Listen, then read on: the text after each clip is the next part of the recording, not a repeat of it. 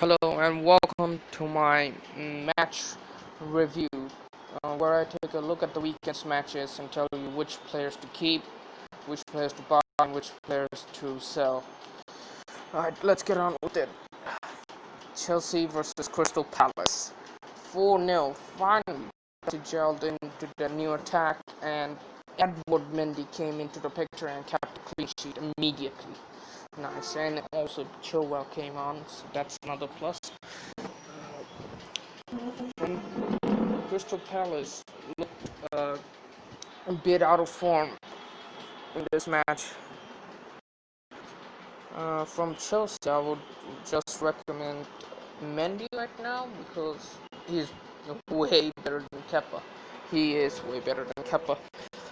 And Chilwell, if you have the money, then. And who else? Um, Werner, not yet, not yet. I think Pulisic, if you want to take a gamble, he's the midfielder that we were waiting for all season. I think he'll come back after the international break.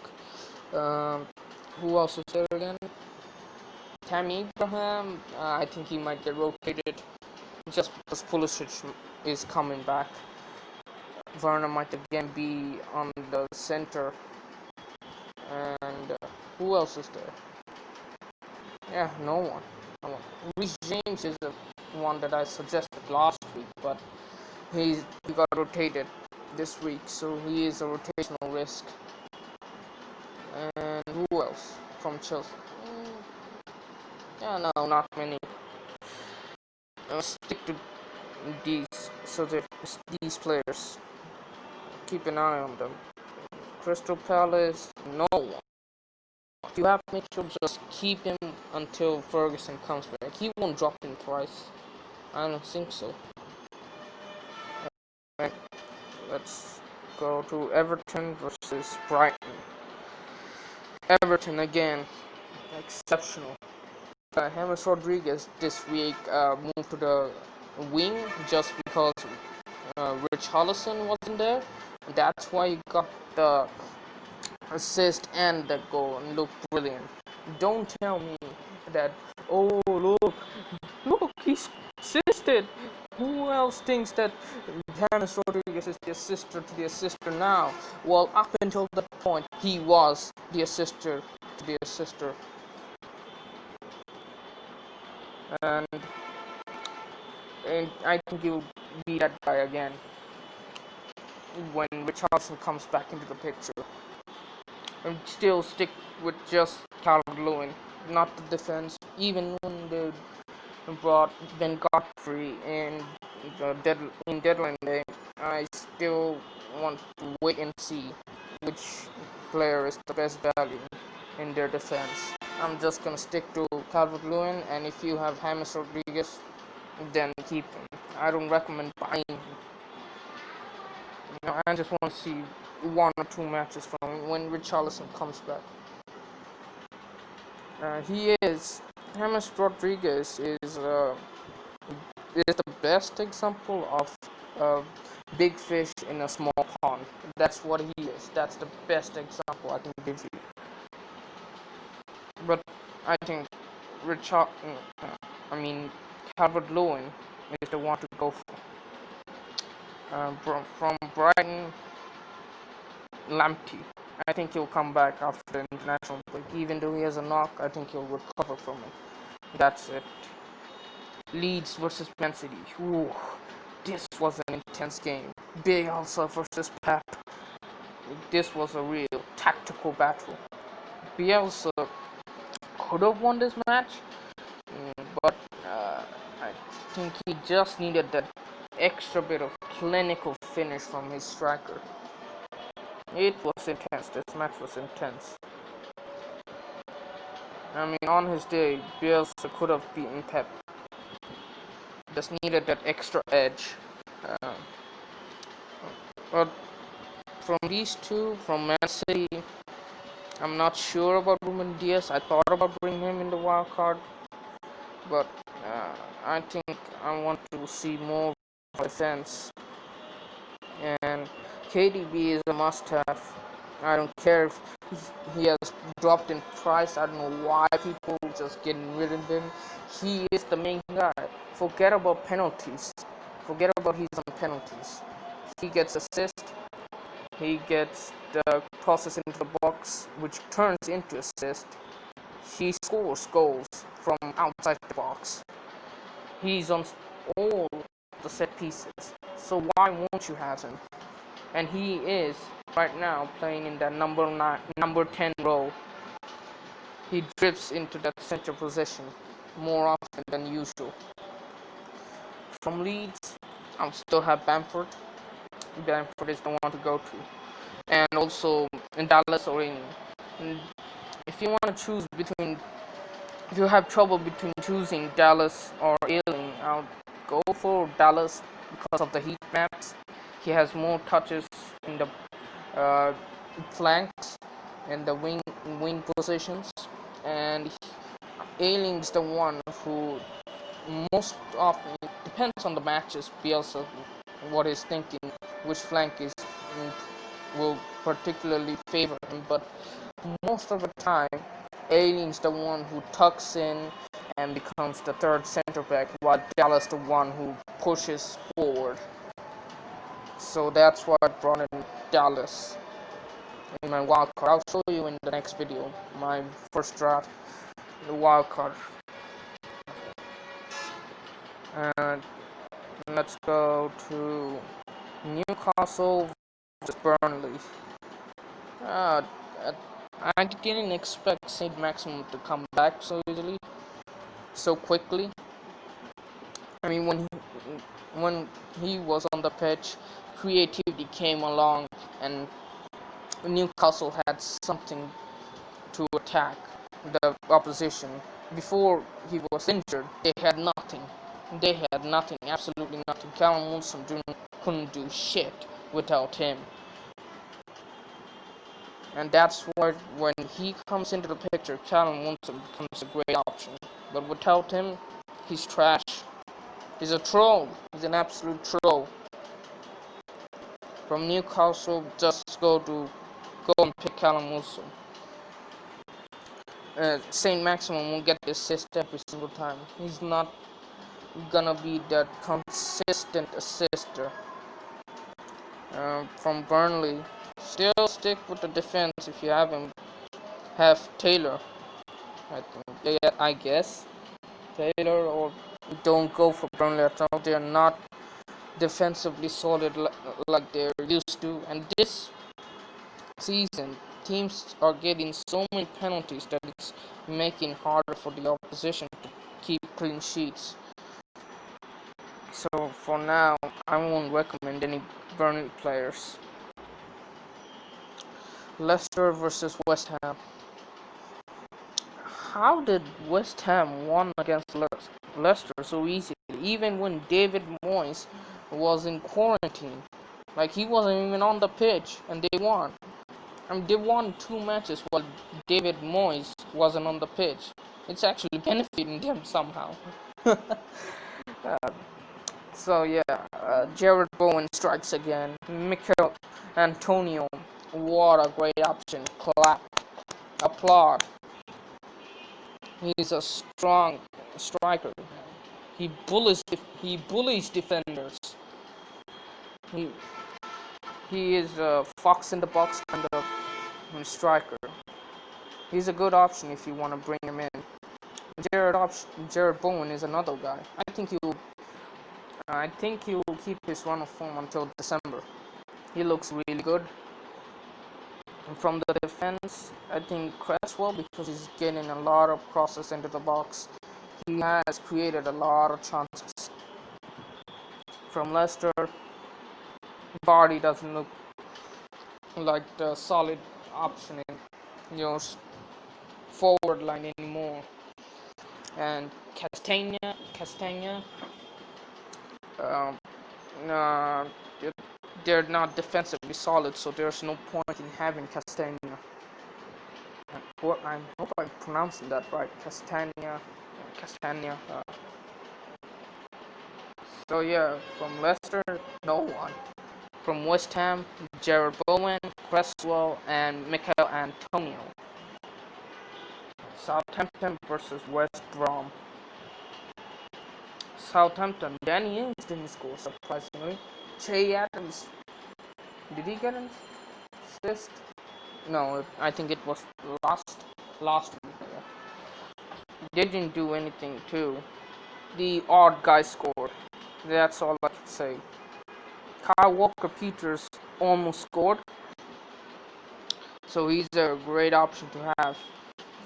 I would say just have Kyle Walker-Peters, not McCarthy. I think they're a better option in the goalkeeper position. From West Brom, no one again. They're gonna get relegated. Arsenal versus Sheffield United. I knew Aubameyang wasn't gonna score. Arsenal still has problems breaking through that low block defending. Saka scored. Bellerin looked really good. Bellerin now looks like a solid option. Only if he could keep his run of form. That's my only worry. But he doesn't have to defend that much anymore. He's a wingback now, so it makes his play a lot better than it used to. And I've heard from Arsenal fans that Bellerin's becoming the old Bellerin again. So I would recommend him bringing him if you don't have Leno. From Sheffield United, Brewster will be in the Sheffield United attack after the international break. So get him in. He's great. He is the best budget option in the game right now. Just 4.5 million, a starter for Sheffield United. We've seen how good he is in Liverpool's preseason matches. He can score goals. That's all I can say. From Arsenal, Bellerin, yes, not Aubameyang. Go for Leno. Who else? Who else is there? No, the other ones are rotation risk. Lacazette, if you want to bring him in, but he got rested in this match, so he's a rotational risk too. Wolves versus Fulham. Jimenez almost scored, man. Come on. I can't rely on him anymore. Wolves' attack doesn't look the same. Neto scored, I think. Neto scored, yeah. He is the most creative player in Wolves right now. From their defense size, just because there's rumors that he may play in the wing-back position because Marco got injured and another center-back got COVID-19. That's why there are rumors size might play in the wing-back position. So he turns out to be a great option. From Fulham, no one. Fuck Mitrovic, man. He's shit. He's in Fulham are the team they are too good for the championship, but piss poor in the Premier League. That's it. It happened last time around. It's happening this time. Man United versus Spurs, the Jose Derby. Oh ho ho ho. 6-1. Yeah. Slaphead. Defending errors all around the pitch for Man United. What was he even doing in that position? He was like a mile off the goalpost. He wasn't even defending De Gea. De Gea was left all alone. He didn't had anything to do. He couldn't have done anything different. It was not De Gea's fault. It was all the defense. All of them are crap. And as for the attack, yeah, Bruno Fernandes again with another penalty. Not a goal made by him or made by others for him. A penalty. Manchester strikes again. But after that, all hell broke loose. Spurs with their counter-attacking speedy forward of Son Heung-min. I mean, what a performance. Harry Kane is now a more creative forward. They're creating those chances for Son, and Son is one of the important picks right now in the game. Also Harry Kane if you want him, but Son is just better because he's a midfielder. And he's a striker now because Harry Kane drops deep. Yeah, from Man United, just go for Bruno because they're just gonna keep getting penalties after penalties after penalties. From Spurs, Son, and Kane. These two are it. I don't know what will happen when Bale comes into the picture. I mean, when he was playing for us, when he was playing for Real Madrid, he was wide. He was a wide attacker. He wasn't the one who quite often cuts into the box. He was wide and he provided those crosses. I don't know how Jose Mourinho will play him. Jose Mourinho is actually creating an identity to Spurs' attack, like Real Madrid's 2011-2012 season. Fast counter-attacking football. That's what he's trying to bring into Spurs, and it's working. In some matches it works, in some matches it isn't working. He needs to work on that a bit. And so yeah, 6-1. Ed Woodward's probably thinking, well, bringing in good players isn't worth it after he saw the Liverpool game.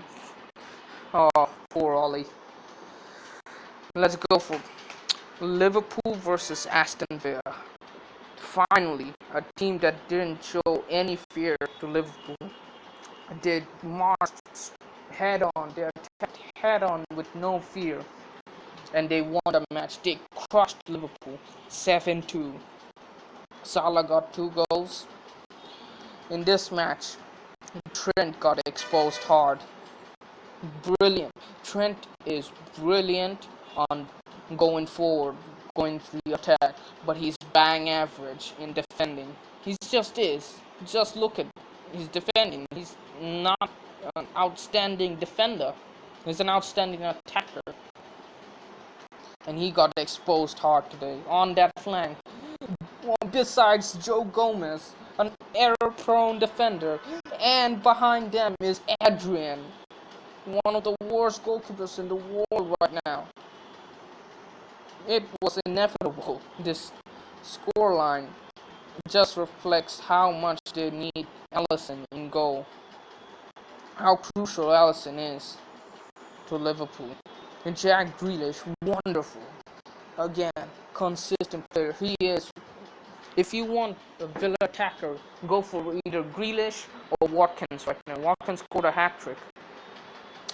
But one thing concerns me is that he just returned in this match. He didn't return any points, any holes in the last 3 matches. So, if you want a consistent player, go for Grealish. If you want a cheap player, then go for Watkins. And in defense, Martinez obviously saved points. Forget about clean sheets are now a bonus. It's all about the save points now. And I think Konsa because they're cheap. And from Liverpool, Salah is still the better option than Mane, obviously. And I won't recommend any Liverpool defenders right now. I won't, because Adrian is in goal.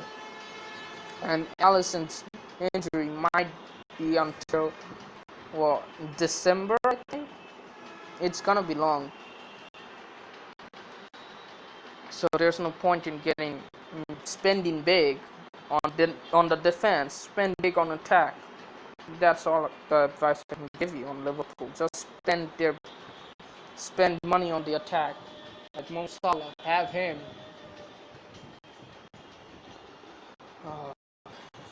So that's it, probably. Is there anything else? Uh, nope, that's probably it. Yep, that's it for today. And sorry about the timing of the video. It's long. It's a long gap from the last one, but the one thing that keeps me from not making a video quicker than usual is the motivation. Not many people watch my videos, so it kind of demotivates me of making this. But still, I'm not gonna give up. I'm still gonna make videos, and I'm still gonna try and get more views on my videos. So that's it for today. Hopefully you enjoyed it, and see you next time on my team review video. So until next time, good riddance.